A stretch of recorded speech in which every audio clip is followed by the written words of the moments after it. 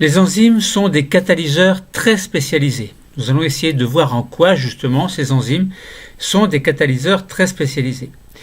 Juste un rappel, une enzyme, c'est une protéine, c'est-à-dire un assemblage d'acides aminés, donc les acides aminés qui se placent dans un ordre bien précis, donc suite à la traduction d'un ARN messager, et catalyseur. Donc en fait, une enzyme est l'expression sous forme d'une protéine d'un gène particulier. On rappelle que l'expression d'un gène, c'est un ensemble de mécanismes plus ou moins compliqués. Donc on part d'un gène, la transcription nous donne un ARN prémessager qui va subir une maturation par épissage pour donner un ou plusieurs ARN messagers qui chacun vont coder entre guillemets pour une protéine différente. Donc pour autant de protéines que d'ARN messagers différents. Alors, donc les enzymes, on dit, sont des catalyseurs très spécialisés. C'est quoi une catalyse ? Eh bien, c'est le fait que quelque chose peut se produire en présence de quelque chose. Bon. Autrement dit, on peut avoir des catalyseurs chimiques ou des catalyseurs biochimiques. On parle de biocatalyseurs. Eh bien, les catalyseurs sont des enzymes qui vont faire en sorte qu'un substrat va pouvoir se transformer en un produit. Donc, un substrat donne un produit. Alors, nous avons vu dans d'autres cours que le substrat va se lier de manière spécifique à une enzyme spécifique. Donc, il va y avoir une spécificité de fixation au niveau d'un site de fixation. Et puis ensuite, il va y avoir transformation au niveau du site actif, au niveau du site de catalyse, transformation du substrat en produit. Et puis ensuite, le produit sera, donc on va avoir à chaque fois l'enzyme qui va rester fixée au substrat puis au produit, et ensuite l'enzyme va être libérée, le produit va être libéré à son tour. Donc l'enzyme agit en quelque sorte comme un fantôme entre guillemets d'une réaction. Ça veut dire que l'enzyme va intervenir dans la réaction pour permettre la catalyse, c'est-à-dire la transformation chimique d'une substance en une autre, et cette enzyme va être libérée à la fin de la réaction et va pouvoir resservir à un nouveau cycle, donc enzyme, pas enzyme, mais substrat donne protéine. Bon. Donc tout ça, nous en avons pas parlé longuement dans d'autres cours.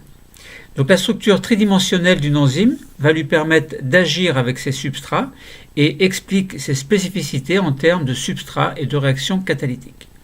Alors lorsqu'il y a une traduction d'un ARN messager en protéine, donc en séquence d'acides aminés, la structure est d'abord primaire. Et puis du fait des propriétés différentes des acides aminés, eh bien on aura un repliement jusqu'à ce que l'on obtienne une forme tridimensionnelle, donc en 3 dimensions. Et au niveau de cette forme tridimensionnelle, il y a un site actif qui est constitué par un site de fixation et un site de catalyse. Alors, donc voilà, donc nous allons essayer donc de comprendre en quoi ces catalyseurs sont des enzymes très spécialisées.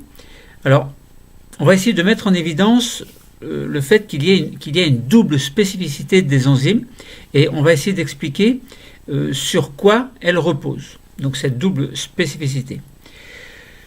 Alors on peut avoir en fait une spécificité d'action et donc d'une part donc on a une spécificité d'action, mais avant cela on a une spécificité de substrat. Ça veut dire qu'il va y avoir une fixation d'une enzyme sur un substrat particulier et de manière spécifique, un petit peu comme une clé qui s'emboîte dans une serrure, on peut ouvrir la porte. Bon, là c'est un peu le même principe. Et ensuite, une fois que la fixation sera faite, eh bien, il va y avoir, pour une enzyme particulière, une action particulière au niveau du site de catalyse. Alors, par défaut, on dit que le site actif, c'est le site de fixation, puis le site de catalyse en elle-même, c'est-à-dire la transformation du substrat en produit. Donc, bien se souvenir donc, que pour chaque enzyme, il y a une double spécificité qui sera d'abord la spécificité de substrat, puis la spécificité d'action. L'action, en elle-même, sera le fait que le substrat devient un produit. Alors, on peut mettre expérimentalement, évidemment, en évidence ces deux types de spécificité, et c'est ce que nous allons faire maintenant. Alors, donc avant d'en parler, donc on va voir qu'il y a différents types d'activités qui peuvent être envisagées. Bon, là, nous allons en prendre deux activités. On va voir qu'il existe une spécificité de substrat, nous allons le mettre en évidence, et puis donc une spécificité d'action. Nous allons voir que pour un même substrat, on peut avoir plusieurs enzymes qui peuvent agir, mais chacune induisant une réaction différente. Ça veut dire qu'à partir d'un substrat, on peut avoir différents types de produits. Bon, maintenant, commençons par étudier la spécificité de substrat. Alors, nous allons prendre en fait deux enzymes et nous allons essayer de voir si ces deux enzymes agissent ou non sur le même substrat. Alors, de ce fait-là, on va prendre deux enzymes qui vont agir sur deux substrats différents. On va voir si la réaction est efficace, ça veut dire si le substrat est bien transformé en produit. Alors, nous allons prendre l'exemple nos deux substrats seront l'ovalbumine et l'amidon. Et nos deux enzymes seront la pepsine et l'amylase. Donc là, nous avons compris que nous avons deux substrats, deux enzymes. Et on va voir si chacune des enzymes va agir sur le substrat de la même façon. Alors, donc, on va prendre déjà la pepsine. Alors, la pepsine, c'est une enzyme qui est produite par l'estomac. Elle agit sur les protéines. Donc, si vous mangez de la viande, par exemple du poisson, eh bien, la viande, la viande, ce sont des protéines, donc des assemblages d'acides aminés, et la pepsine a pour rôle de digérer cette viande, entre guillemets, donc ces protéines, pour les transformer en unités élémentaires qui vont pouvoir passer au niveau des microvillosités intestinales pour rejoindre le sang, et ces unités élémentaires s'appellent évidemment des acides aminés.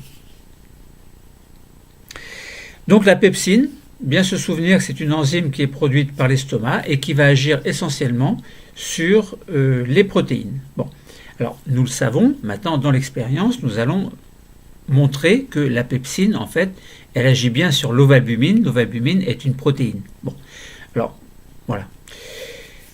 Donc comme l'amylase, elle intervient. Alors l'amylase, c'est une enzyme qui va agir, elle, plutôt au niveau glucine. Par exemple, elle va transformer l'amidon en glucose. Alors l'amidon en dextréine, maltose, puis en glucose. Alors l'amylase donc intervient dans l'hydrolyse de macromolécules alimentaires en nutriments solubles et spécialement dans ce cas-là au niveau des glucides. Donc pepsine, on a compris, c'est une enzyme qui va agir sur les protéines. L'amylase, alors qu'elle soit salivaire ou pancréatique, va agir au niveau de glucides. Alors l'expérience que nous allons proposer a donc pour objectif de déterminer si ces deux enzymes, donc pepsine et amylase, peuvent catalyser l'hydrolyse des mêmes substrats, c'est-à-dire ovalbumine et amidon. Alors bien sûr, nous allons voir que ce n'est pas le cas. Nous verrons que la pepsine est spécifique de l'ovalbumine et puis l'amylase est plutôt spécifique de l'amidon. Bon, on fait comme si on ne savait pas. Évidemment, là c'est un cours, donc je dévoile un petit peu les choses tout en essayant de démontrer après, par le raisonnement scientifique, comment on peut déduire la spécificité de substrat. Alors, donc le protocole expérimental en lui-même, c'est on dispose de deux substrats, donc un précipité d'ovalbumine, qui est la protéine du blanc de l'œuf. On dispose de l'empois d'amidon. Donc là, on a nos deux substrats, et on dispose de deux enzymes également, donc notre amylase et la pepsine. Et puis la pepsine agit en milieu acide, donc nous allons avoir besoin également d'un acide dilué, pas très concentré. Alors ce que l'on fait, donc on prend 6 tubes, on prépare 6 tubes et on réalise les mélanges que je vais vous dire tout à l'heure. Bon, dans chaque mélange, évidemment, il y a un substrat et il y a une enzyme ou pas, et on peut mettre de l'eau ou pas. Alors évidemment, il faut faire des tubes témoins. On aura donc 2 tubes témoins. Un tube témoin pour la pepsine ovalbumine et un tube témoin pour l'amylase et l'amidon. Alors, on place les tubes. Donc je vais vous dire les mélanges après. Une fois qu'on a fait ces mélanges, on place les tubes au bain-marie à 35 degrés. Pourquoi? Parce que c'est une température qui est pas mal. À côté de 37 degrés, la température du corps humain. C'est une température d'action qui est raisonnable vis-à-vis des enzymes. Et puis on laisse les réactions se faire pendant environ 20 minutes. Et à la fin de l'expérience, on va ajouter de l'eau iodée aux tubes, alors que je vais vous dire tout à l'heure, ce seront les tubes 4, 5, 6. Pourquoi? Parce que c'est là où on met de l'amidon. Et l'eau iodée est le réactif de l'amidon. Donc elle prend une couleur foncée, très foncée en présence d'amidon, donc noir, violacé, foncé. Et la couleur devient très très claire lorsqu'il y a une absence d'amidon. Alors, donc on a nos 6 tubes. On met quoi dans nos 6 tubes? Tube numéro 1, 2, 3, on va s'occuper de l'ovalbumine. On va mettre chacune des 2 enzymes et dans le 3e tube, on mettra de l'eau. Tube témoin. Dans les tubes 4, 5, 6, on s'occupera plutôt de l'amidon. On mettra également de nos 2 enzymes et dans le tube numéro 6, on mettra de l'eau. Autrement dit, nos tubes 1, 2, 3, 4, 5, 6 se répartissent de la manière suivante. Commençons par 1, 2, 3. 1, 2, 3, ovalbumine. Dans le tube 1, on met, en plus de l'ovalbumine, on met de la pepsine. Donc on a dit, on s'attend à ce que la pepsine digère l'ovalbumine, puisqu'elle agit, cette pepsine, de manière spécifique sur les protéines. Avec cette ovalbumine, dans le tube numéro 2, on met de l'amylase, alors salivaire ou pancréatique, peu importe. Donc l'amylase est censée agir sur les glucides, alors on s'attend à ce que l'amylase n'agisse pas sur l'ovalbumine, qui est une protéine. Et dans le 3e tube, on met de l'ovalbumine, évidemment, et on met de l'eau. Donc ce sera notre tube témoin, simplement pour vérifier que sans enzyme, eh bien, l'ovalbumine ne va pas se dégrader spontanément. Donc si par exemple vous mettez du blanc d'œuf dans un verre, vous mettez dans de l'eau, vous pouvez attendre des heures, il ne va rien se passer. Donc commençons par raisonner sur les tubes 1, 2, 3, nous verrons tout à l'heure les tubes 4, 5, 6 concernant l'amidon et les 2 enzymes et l'eau. Alors, premier tube, 1, 2, 3, on regarde le résultat au bout de 20 minutes à peu près. Tube numéro 1, alors avant de donner les résultats du tube numéro 1, on doit parler du tube témoin. C'est plus logique de dire quel est l'aspect de la solution concernant le tube témoin. Dans le tube témoin, on a mis de l'ovalbumine et de l'eau. Et si on regarde le résultat au bout de 20 minutes, donc c'est le tube numéro 3, on s'aperçoit que dans le tube, il y a une coloration blanche opaque. Donc c'est simplement de l'emploi d'amidon qui n'a absolument pas été dégradé. Bon. Donc c'est notre témoin de référence. La couleur, elle est blanche, l'emploi d'amidon est blanc, et c'est opaque, ça veut dire que ce n'est pas du tout transparent. Donc il ne s'est rien passé dans le tube numéro 3. Maintenant, si on regarde le tube numéro 2, on a mis de l'ovalbumine avec de l'amylase, donc une protéine avec une enzyme qui est censée dégrader les glucides. On regarde le tube numéro 2, il n'a absolument pas changé, donc c'est exactement le même que le tube numéro 3 qui est notre tube de référence. Donc on a dans le tube numéro 2 une couleur très blanche, opaque, c'est simplement notre ovalbumine qui n'a absolument pas changé de couleur. Alors tout à l'heure je me suis trompé, je vous ai dit emploi d'amidon, c'est pas emploi d'amidon, attention, c'est ovalbumine. Bon, ça m'arrive je parle vite, alors ça m'arrive de faire des erreurs, rectifiez de vous-même, que ce soit cette vidéo ou d'autres vidéos. Alors bon, réagissez quand même de manière scientifique. Bon, ça m'arrive de faire des erreurs, heureusement, sinon je ne serais pas humain. Alors ensuite, ovalbumine et pepsine, dans le tube numéro 1, on voit que le tube, il est clair, donc le contenu, la solution est tout à fait claire, transparente, presque transparente en tout cas, et en tout cas ce n'est absolument pas le blanc que l'on a vu tout à l'heure, qui correspondait à de l'ovalbumine, qui n'avait absolument pas été digéré. Alors ça m'embête d'avoir fait cette erreur de raisonnement tout à l'heure, là. Bon, maintenant vous rectifiez, tube 1, 2, 3, c'est l'ovalbumine. Hein. Si j'ai parlé d'emploi d'amidon, c'est pas ça, hein, c'est ovalbumine.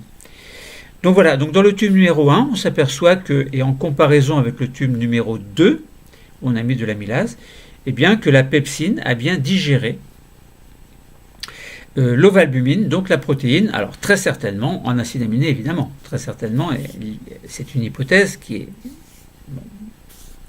est sûre en fait, puisqu'on sait que l'ovalbumine c'est un assemblage d'acides aminés. L'ovalbumine en elle-même c'est une protéine, donc un assemblage d'acides aminés. Donc c'est sûr que si la pepsine a digéré l'ovalbumine qui est une protéine, un assemblage d'acides aminés, c'est sûr que les nutriments seront des acides aminés. Bon. Donc voilà, notre pepsine a bien assuré son rôle de transformation de protéines en acides aminés. Maintenant, nous allons nous occuper... Alors, juste une parenthèse, on s'aperçoit que l'amylase n'a pas agi sur l'ovalbumine. Hein. Bon. Donc apparemment, il y aurait une spécificité d'action de la pepsine vis-à-vis de son substrat qui est l'ovalbumine, et pas de spécificité d'action de l'amylase. L'amylase n'a pas agi. Alors, pour les tubes 4, 5, 6, concernant l'amidon. Alors, dans le tube numéro 6, on met de l'amidon et de l'eau. Et on s'aperçoit au bout de 20 minutes, quand on a ajouté un petit peu d'eau iodée, eh bien que la coloration de la solution, elle est noire. Elle est très très sombre, noire-violette. Bon, là, dans mon tube, on voit c'est très noir. Alors, ça dépend de la concentration d'amidon et ça dépend de la quantité d'eau iodée que l'on met également. Alors, je crois que j'ai encore fait une petite erreur. C'est l'eau iodée qui est le réactif de l'amidon. Hein. Je ne sais pas si j'ai dû dire une bêtise. Alors, donc, dans le tube numéro 6, on met de l'amidon et de l'eau. On s'aperçoit que l'amidon n'est absolument pas transformé au bout de nos 20 minutes. Donc, c'est normal, c'est notre témoin. Dans le tube numéro 5, alors on va plutôt passer au tube numéro 4, on a mis de l'amidon et de la pepsine. La pepsine, on se souvient que ça digère plutôt les protéines. Et on s'aperçoit dans le tube numéro 4 que l'aspect du tube est absolument le même que celui du tube témoin numéro 6. Donc ça veut dire que la pepsine n'a absolument pas digéré l'amidon. Et dans le tube numéro 5, on s'aperçoit que la couleur elle est transparente. Il n'y a plus de noir. La couleur elle est orangée transparente. Donc ça veut bien dire, apparemment, puisqu'on a mis de l'eau iodée également, et il n'y a pas de réaction d'eau iodée de manière, enfin, il n'y a pas de coloration violette foncée, c'est orange, c'est un petit peu orange. Et donc ça veut dire que dans le tube numéro 5, il n'y a absolument plus d'amidon, puisqu'on se retrouve avec de l'eau iodée qui a sa couleur orangée, normale. Donc voilà, donc là on remarque que la pepsine n'a pas agi sur l'amidon, que l'amylase a agi sur l'amidon. Si on fait le bilan des résultats que l'on va exploiter dans les tubes 1, 2, 3, 4, 5, 6, eh bien, en référence avec nos deux tubes témoins, on s'aperçoit que la pepsine et l'amylase ont catalysé ces substrats en produits, et ceci de manière spécifique. La pepsine n'agit que sur l'ovalbumine, l'amylase n'agit que sur l'amidon, et donc il y a une spécificité d'action, spécificité de substrat en fait, et on imagine qu'il y a eu au niveau du site actif la fixation de manière spécifique de la pepsine sur l'ovalbumine, une fixation de manière spécifique de l'amylase sur l'amidon, et ensuite au niveau du site catalytique, eh bien, chacune des deux enzymes a agi de manière spécifique pour transformer l'ovalbumine en acide aminé et pour transformer l'amidon en glucose. Autrement dit, notre substrat ovalbumine donc c'est fixé à la pepsine, donc pour former un complexe ovalbumine-pepsine, donc au niveau du site de fixation. La pepsine a catalysé la réaction en permettant la transformation, donc la digestion de l'ovalbumine en acide aminé. Donc on a pepsine, acide aminé, puis libération de la pepsine. Nos acides aminés sont complètement libres et la pepsine peut agir à nouveau sur une nouvelle protéine. Concernant l'amylase, c'est un peu le même principe. L'amylase s'est fixée de manière spécifique sur l'amidon, formant un complexe amylase-amidon. donc au niveau du site de fixation. Ensuite, site catalytique, l'amylase a permis la transformation de l'amidon en glucose. Puis, donc au niveau, donc on a une réaction donc enzyme-produit. Enfin, on a une fixation toujours enzyme-produit, mais la réaction substrat donne produit au niveau du site catalytique. Et ensuite, libération de l'amylase et du glucose. Et l'amylase peut agir à nouveau sur une autre molécule. Voilà, donc là on a bien mis en évidence la spécificité de substrat. Alors ensuite, on a une intuition historique que l'on pourrait lire, que vous allez pouvoir trouver, qui date de 1894, qui a été écrit par Emil Fischer, qui a pressenti qu'il y avait une spécificité d'une enzyme par rapport à son substrat. Je ne vous lis pas l'article, je vous laisse le retrouver. Mais donc c'est un petit. Donc, lui, Emil Fischer pensait qu'il y avait une spécificité d'action telle que il y avait une enzyme qui se fixait sur son substrat de manière spécifique, à la manière d'une clé que l'on met dans une serrure. Bon. Alors vous pouvez vous amuser à faire une visualisation moléculaire du mode d'action de la pepsine. Donc vous avez la pepsine sur Libmol, un logiciel par exemple. Bon. Un acide aminé catalysant l'hydrolyse que vous allez pouvoir mettre en évidence, et puis la protéine qui est le substrat, qui est inséré dans le site actif. Donc on a bien, donc ce modèle moléculaire montre bien que on a l'enzyme, donc la pepsine là par exemple, et on a le substrat qui vient se fixer dans ce site de fixation de manière spécifique, puis ensuite il y aura la catalyse de manière spécifique également. Ensuite, nous allons essayer de voir donc à chaque réaction une enzyme particulière, donc à chaque réaction son enzyme. Nous allons voir que un substrat peut être biocatalysé par plusieurs types d'enzymes pour donner des produits différents. Alors on prend le cas du glucose 6-phosphate qui peut avoir, son destin peut être celui de 4 voies différentes.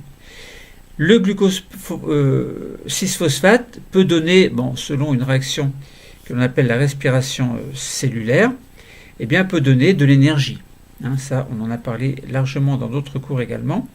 Donc, ce glucose 6-phosphate, en fait, on a le glucose, puis le glucose 6-phosphate, suite à une réaction, donc le phosphate se fixe en position 6 dans le glucose. Donc, ce glucose 6-phosphate peut servir de source d'énergie. Ce sera une voie métabolique numéro 1, avec un assemblage avec une action d'enzymes particulières. Ensuite, ce glucose 6-phosphate peut être mis en réserve dans une voie métabolique numéro 2, selon un autre système enzymatique. Ensuite, il peut participer, ce glucose 6-phosphate, à la biosynthèse d'autres molécules. Pour cela, il faut d'autres enzymes spécifiques qui vont agir sur le glucose. Et puis ensuite, on peut avoir, donc ce glucose 6-phosphate peut redonner du glucose qui peut être exporté vers d'autres cellules, et ceci sous l'action d'autres enzymes également. Donc ça veut dire que on peut avoir une spécificité de fixation. Ça veut dire que chacune des 4 enzymes, entre guillemets, que l'on a vues dans chacun des 4 métabolismes possibles, donc ces enzymes vont pouvoir fixer le glucose 6-phosphate au niveau d'un site de fixation qui peut être le même dans les 4 cas, mais l'action de l'enzyme sera différente à chaque fois, de telle sorte que ce glucose 6-phosphate peut être stocké, utilisé pour produire de l'énergie, peut être exporté ou permettre la biosynthèse d'autres protéines. Essayons de comprendre un petit peu mieux en faisant une activité pratique. Alors, le favisme, c'est une maladie qui est causée par un déficit enzymatique qui va perturber la voie métabolique numéro 3 qui permet la biosynthèse d'autres molécules à partir du glucose 6-phosphate. Alors, la comparaison de modèles moléculaires d'enzymes ayant pour substrat le glucose 6-phosphate permet de comprendre pourquoi les autres voies métaboliques ne sont pas affectées. Alors pourquoi ? Parce qu'on sait très bien que au niveau donc on a les voies métaboliques 1, 2, 3, 4, on sait que la 3 est perturbée, la biosynthèse va être compliqué. La biosynthèse d'autres molécules à partir du glucose 6-phosphate va être compliquée, simplement parce que des enzymes peuvent être le résultat d'une mutation au niveau d'un gène. Donc ça veut dire que le gène ne va pas coder pour une protéine normale. Et ce qui fait que la biosynthèse de certaines molécules à partir du glucose 6-phosphate ne sera pas possible. Alors, donc dans le protocole d'exploration, il faut utiliser par exemple un logiciel de modélisation moléculaire. Il faut sélectionner le substrat et l'afficher en bâtonnet. Vous pouvez restreindre l'affichage aux acides aminés localisés autour du substrat et colorer les acides aminés en fonction de leur nature et comparer les enzymes. Donc là, on voit très bien que il y a un problème au niveau des acides aminés qui ne sont pas forcément les mêmes. Ça veut dire que vous allez avoir au niveau du site, alors pas forcément de fixation, ça peut être le site d'action en elle-même, le site catalytique. Eh bien, les acides aminés au niveau de ce site actif entre guillemets ne seront pas forcément les mêmes, ne sont pas les mêmes d'ailleurs, et ça peut expliquer qu'une simple mutation va induire une modification des propriétés de certains acides aminés qui vont faire que la voie numéro 3 n'est plus possible. Autrement dit, on parle bien de favisme. Le favisme, c'est un problème que certaines personnes vont rencontrer, plus ou moins gênant. Bon, donc si on résume un petit peu, on a vu que la pepsine et l'amylase, ce sont deux enzymes qui vont catalyser des réactions d'hydrolyse de macromolécules. On a constaté que la pepsine n'agissait que sur l'ovalbumine, mais elle n'agissait pas sur le glucide qui était l'amidon.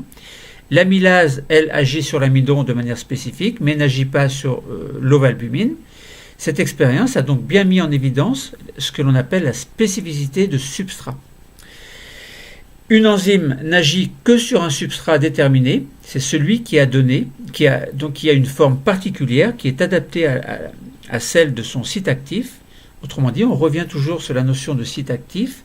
Par défaut, moi je vous dis que le site actif, c'est le site à la fois de fixation et le site de catalyse. Bon. Et ensuite, si on voulait comprendre qu'un substrat peut, selon le type d'enzyme, donner un produit différent, on a compris que les enzymes présentées dans la deuxième partie du protocole, elles agissaient sur le même substrat, qui était le glucose 6-phosphate, et les deux modèles moléculaires montraient que ces deux enzymes possédaient chacun un site dans lequel le glucose 6-phosphate pouvait se fixer. Pourtant, elles n'avaient pas le même site actif, la composition en acides aminés n'était pas la même, c'est ce que nous avons vu à l'aide du logiciel de modélisation. Donc, pas le même site actif, la composition en acides aminés n'est pas la même, donc les acides aminés actifs n'étant pas les mêmes, ils ne permettent pas la réalisation de la même réaction chimique chez les deux enzymes. Donc chaque enzyme a donc une spécificité d'action, ce qui veut dire qu'elle catalyse une réaction chimique bien déterminée et transforme le substrat en un produit, lui aussi bien déterminé. Donc on a bien la notion de spécificité. Bon, voilà, donc là on a bien compris que précédemment on avait 4 voies métaboliques, elles faisaient appel à des enzymes spécifiques, et c'était la raison pour laquelle la voie numéro 3 qui permettait en théorie la biosynthèse d'autres molécules donc ces 3 voies n'étaient pas affectées, tandis que cette 4e voie était affectée. Bon, voilà, donc là on a bien compris que les enzymes sont des catalyseurs très spécialisés. Ce sont des biocatalyseurs dans le cas du corps humain. Alors c'est donc on parle de biochimie. La biochimie au niveau des molécules enzymatiques ont des spécificités bien précises. On a pu expliquer la grande diversité de l'équipement enzymatique d'une cellule, en fait. Donc, il y a spécificité de substrat, spécificité d'action, etc. Au niveau de sites bien précis, au niveau d'enzymes bien précis, qui ont une action bien précise. Elles fixent de manière bien précise tel ou tel substrat, transforment ces substrats en produits bien spécifiques. Et voilà, on a compris ce qui se passait au niveau du site actif. Les enzymes, des catalyseurs très spécialisés, ça c'est certain. Le cours est terminé, merci.